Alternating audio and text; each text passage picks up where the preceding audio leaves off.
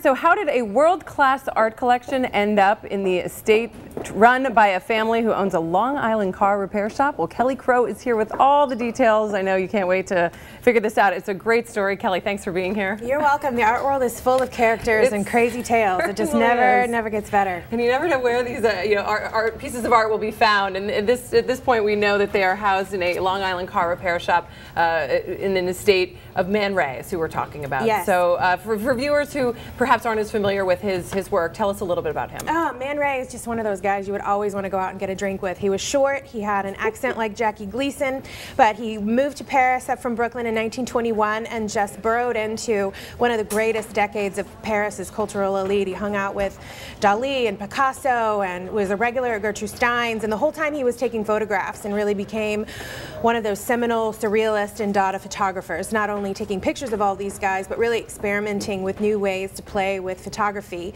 And today, you know, he's in some of the best museum collections around the world. So won't keep people in suspense anymore. How did this art collection then, the estate of Man Ray, end up being run by a family who also runs a Long Island car repair shop? Yeah, I mean, it's a great tale. He died over 30 years ago in Paris, and all the contents of his studio went to his wife, Juliette.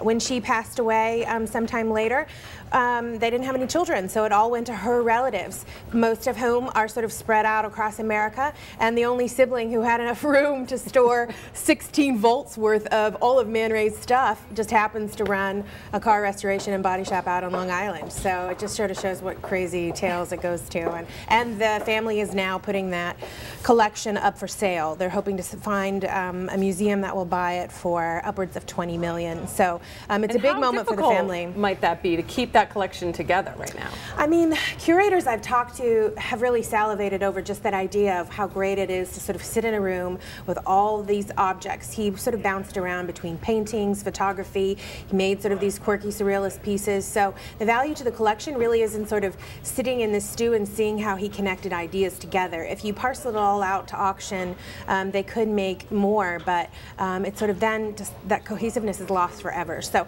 yeah, they're reaching out to a number of museums around the world to see if anyone will take the bait, and you know, for them it would be the windfall of a lifetime if they can pull it off. So well, we certainly hope then that they pull it off, and of course to keep the collection together for our posterity. All right, Kelly, thank you so much for joining us.